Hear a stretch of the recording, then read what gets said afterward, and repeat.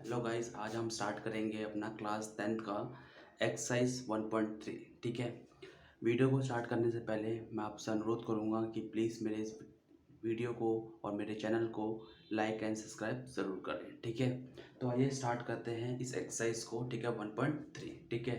तो इस एक्सरसाइज की अगर हम बात करें, एक्सरसाइज 1.3, ये चैप्टर जो है हमारा, ये एक्सरसाइज जो है हमारा है, बेसिकली पेपर के लिहाज से बहुत ज़्यादा क्या है, इम्पॉर्टेंट है। क्योंकि ऐसा एक भी पेपर नहीं होगा जहाँ पे आपको इससे रिलेटेड क्वेश्चन नहीं मिलेगा। ठीक है। तो आइए डिस्कस करते हैं कि कौन कौन से टाइप के क्वेश्चन यहाँ पे आपको क्या करने पड़ेंगे, सॉल्व करने होंगे। तो सबसे पहला आता है हमारा क्वेश्चन में क्या, कि सिद्ध करें √5 एक अपरिमेय संख्या है। प्रूफ दैट √5 इज irrational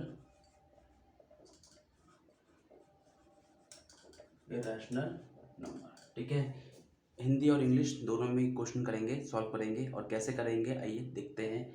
आपको क्वेश्चन में क्या बोलेगा, प्रूव दैट √5 इज इर्रेशनल। जरूरी नहीं है √5 ही बोले, यहाँ पे आपको √3 भी बोल सकता है और √7 भी बोल सकता है। फेवरेबल में आता है √5 या फिर √3। ठीक है। यही दो मोस्टली आपके क्या होते हैं, वैल्यूज आते हैं, लेकिन कुछ भी हो सकता है। तो आपको कुछ करना नहीं है, बस जहाँ पे भी 5 आएगा वहाँ पे आपको 7 डालना है। ठीक है। और फॉर्मेट पूरा आपका ऐसे ही रहना है। ठीक है।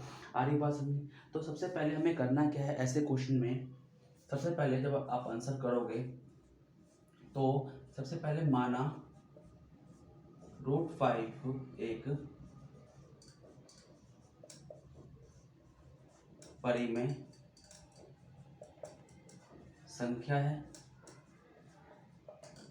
Let √5 is rational number.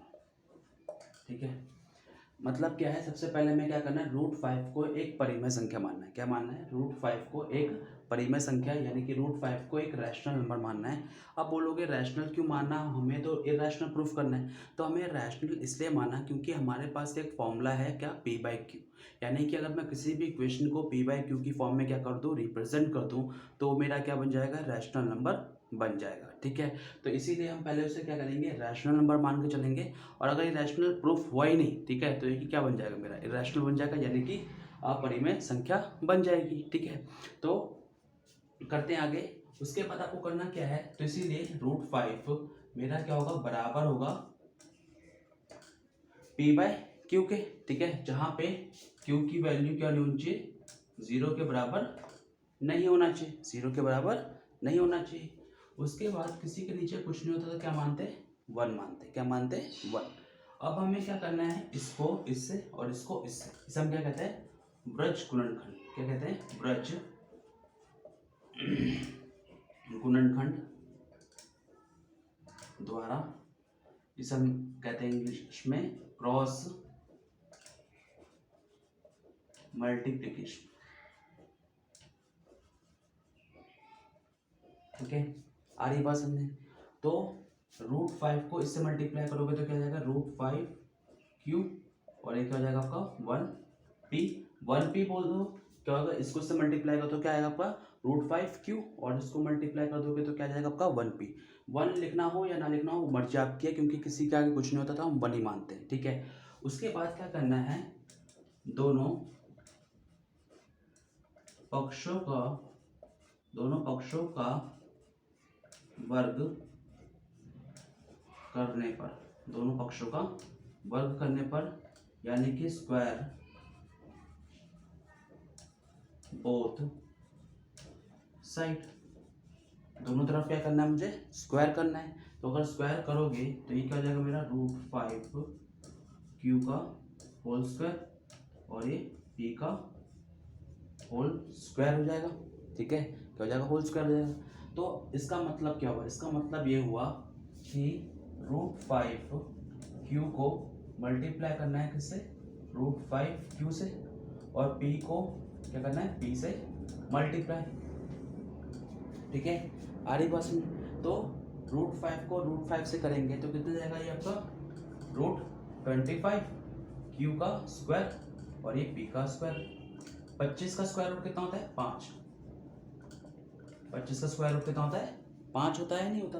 ठीक है, तो ये देखो ना, 5 5 जा 25 और स्क्वायर रूट साथ में रहेगा, और स्क्वायर रूट 25 का स्क्वायर रूट कितना होता है, 5 होता है। ठीक है, अब आप जानते हो ये 5 जो है मेरा क्या है, मल्टीप्लाई का, उधर ले जाओगे तो किसको हो जाएगा, डिवाइड का हो जाएगा ना, डिवाइड का। तो यानी कि 5 स्क्वायर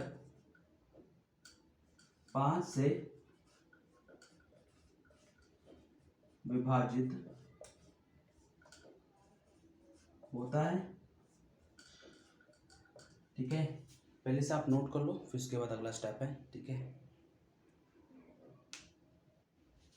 ओके, तो उसके बाद ये तो है आपका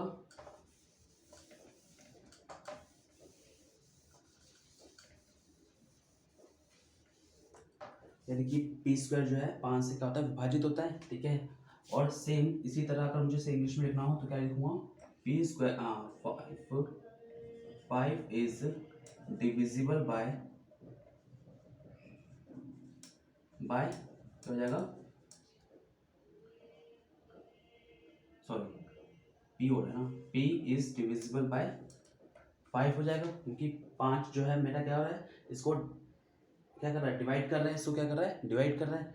तो उसके बाद इतना करने के बाद हमेशा रखना, जो भी चीज़ मेरी डिवाइड होगी, जो भी चीज़ मेरी क्या हो रही होगी, डिवाइड हो रही होगी, उसको आपको क्या लेट कर देना है, ए लेट कर लो, कुछ भी लेट कर सकते हो, A B C जो भी मन करे। ठीक है, तो उसको लेट क्या करना है आपको, जो भी आपका है यहाँ पर P है ना, क्योंकि P को आप P क्या हो रहा है, डिवाइड हो रहा है, तो P को लेट कर लेना क्या, 5 तो लोगे, साथ में यहाँ पे कुछ भी ले लेना, A B C जो मन करे आपका वो ले सकते हो। ठीक है, जहाँ पर A क्या होगा मेरा, A इज इंटीजर, यानी कि A एक पूर्णांक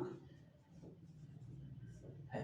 ठीक है, आरी बात समझ, यानी कि जो भी डिवाइड होगा मेरा, उसको जो भी डिवाइड होगा मेरा, उसको आप क्या लेट कर लोगे, 5 तो लेट कर लोगे, क्योंकि 5 से हो रहा है, और कोई भी संख्या ले लेना, A B C जो भी मन करे आपका। ठीक है, और इसमें A क्या होगा, और लास्ट में लिख भी देना कि A इज इंटीजर, यानी कि A एक क्या है, पूर्णांक है। ठीक है, उसके बाद जब आपने इतना किया तो क्या हो गया आपका, ये 5 q स्क्वायर, और P की जगह पे अब क्या आएगा मेरा, 5 है, क्या आएगा, 5 है, तो 5A का स्क्वायर हो जाएगा, क्या हो जाएगा मेरा, 5A का स्क्वायर हो जाएगा। तो अगेन 5A को मल्टीप्लाई करोगे 5A से, तो 5 5 जा 25 और A का स्क्वायर, और ये 5 q स्क्वायर, 5 मल्टीप्लाई का उधर ले जाओगे तो डिवाइड का, तो 5 के पाड़े में 25 कितनी बार में आता है, 5 बार में, आगे समझ में। ठीक है, उसके बाद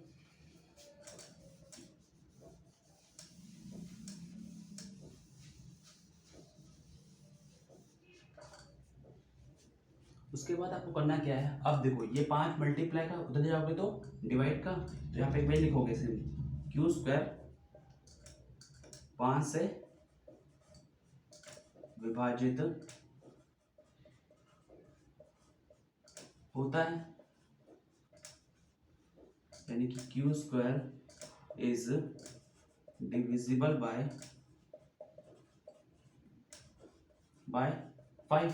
ठीक है, क्योंकि मल्टीप्लाई का 5 है ना, तो उधर जाओगे तो डिवाइड कर जाएगा। तो यानी कि अगेन जैसे यहाँ पे था हमारा क्या था, कि जो 5 था वो इसको क्या कर रहा था, डिवाइड कर रहा था, तो सेम उसी तरह मेरा क्या है, ये संख्या जो है इसको क्या कर रहा है, डिवाइड कर रहा है। ठीक है, क्या कर रहा है, भाग कर रहा है। तो अगर ये भाग कर रहा है तो हम लिख देंगे यहाँ पर, क्या लिखेंगे, इसीलिए ठीक है, √5 एक परिमेय संख्या है, यानी कि √5 इज रैशनल नंबर। अब मैंने इसे रैशनल नंबर तो प्रूफ कर दिया, लेकिन मुझे इसे क्या प्रूफ करना था, इरेशनल प्रूफ करना था। तो उसके बाद क्या करोगे, लिखोगे लेकिन नेक्स्ट स्टेप में पहले हिंदी में, लेकिन इसका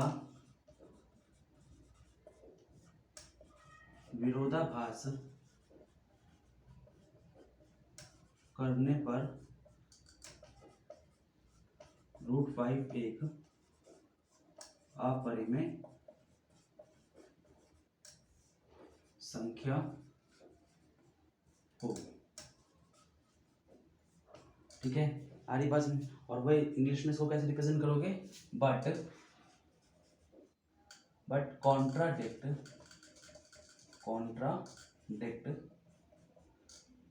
this statement √5 is irrational number. ठीक है, आ रही बात समझ? तो इस तरीके से आपको क्या करना है, इसे सॉल्व करना है। ठीक है, तो नोट कर लीजिए, इस पर नेक्स्ट स्टार्ट करते हैं।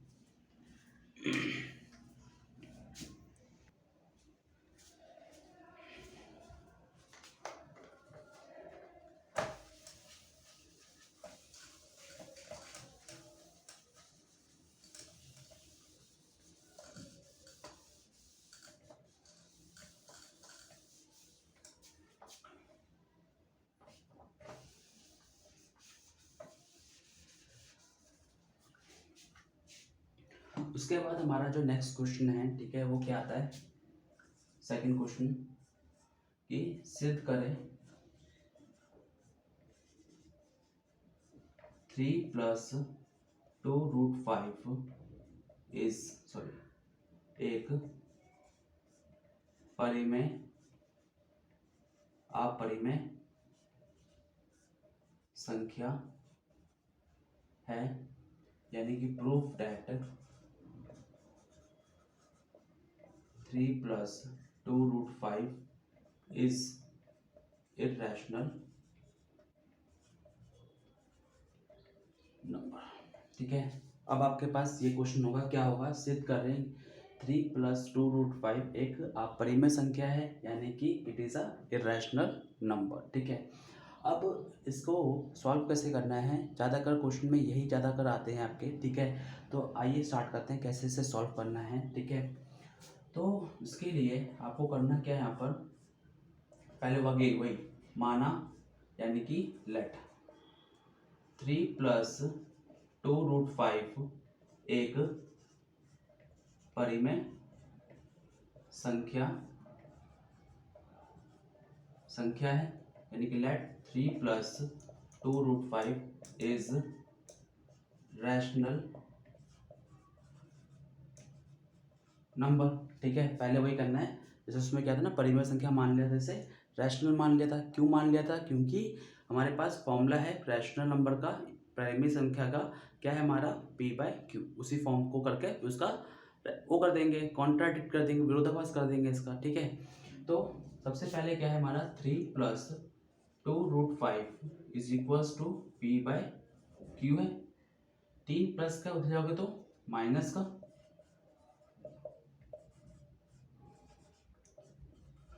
ठीक है, 2 मल्टीप्लाई कर लोगे तो डिवाइड का, तो ये हो जाएगा। आ रही बात समझ? और आपको पता है कि कोई भी संख्या जब अंडर रूट में, ठीक है, अंडर रूट में हो और वो अभाज्य संख्या हो, यानी कि प्राइम नंबर हो, तो मेरा कौन सा नंबर कहलाता है? अपरिमेय नंबर, अपरिमेय संख्या, यानी कि इरेशनल नंबर। और ये क्या है मेरा? परिमेय है, क्योंकि सारा, और ये परिमेय है। क्यों परिमेय? क्योंकि सारे P/Q की फॉर्म में। ठीक है, तो ये परिमेय संख्या है।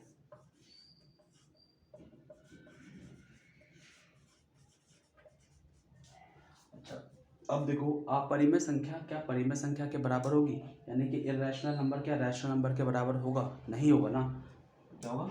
नहीं होगा। ठीक है, अगर ये नहीं होगा तो इसका मतलब क्या होगा कि 3 + 2√5 एक अपरिमेय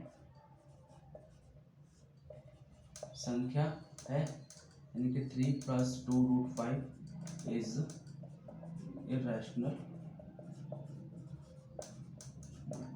ठीक है, तो ये मेरा क्या बन जाएगा, अपरिमेय संख्या यानी कि इरेशनल नंबर बन जाएगा। ठीक है, तो इसे आप नोट कर लीजिए, फिर उसके बाद नेक्स्ट स्टार्ट करते हैं।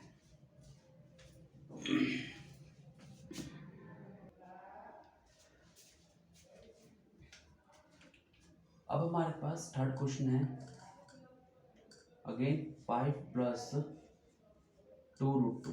ठीक है, √2। ठीक है, क्या हमारे पास 5 प्लस √2। अब इसे मुझे क्या प्रूफ करना है, वही अगेन अपरिमेय संख्या यानी कि इरेशनल नंबर क्या करना है, इसे प्रूफ करना है।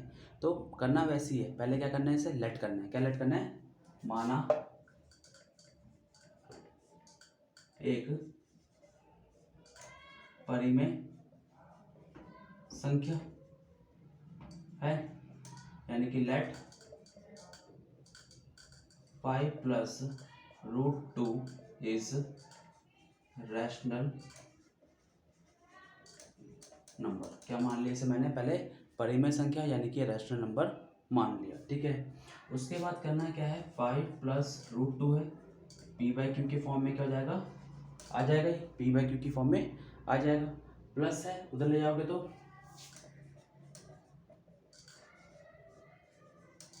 माइनस का। ठीक है, माइनस का। और जब भी कोई संख्या क्या होती है, अंडर रूट में हो और वो प्राइम नंबर यानी कि भाज्य संख्या हो, आप जानते हो मेरी कौन संख्या बन जाती हो, अपरिमेय संख्या यानी कि इरेशनल नंबर। और ये क्या हो जाएगा, परिमेय संख्या यानी कि रैशनल नंबर। और अगेन आप जानते हो ये दोनों मेरे क्या नहीं होंगे, बराबर नहीं होंगे, इसीलिए क्या हो जाएगा, 5 प्लस √2 एक अपरिमेय संख्या, ठीक है, यानी कि इरेशनल नंबर है। ठीक है, आ रही बात समझेंगे, सिंपल है भी। उसी तरह आपका नेक्स्ट क्वेश्चन जो होगा, ठीक है, उसमें क्या है आपका 7√5 है। क्या है मेरा 7√5, और इसको भी मुझे क्या प्रूफ करना है, वही इरेशनल नंबर और अपरिमेय संख्या क्या करने से सिद्ध करना है। तो पहले तो वही स्टेप करना है, क्या लेट करना है इसे परिमेय संख्या यानी कि रैशनल नंबर। जब ये बराबर हो जाएगा तो उसे बराबर में p/q क्या कर दोगे आप, रिप्रेजेंट कर दोगे। ठीक है, 7 यहाँ मल्टीप्लाई का, उधर ले जाओगे किसको जाएगा, डिवाइड का।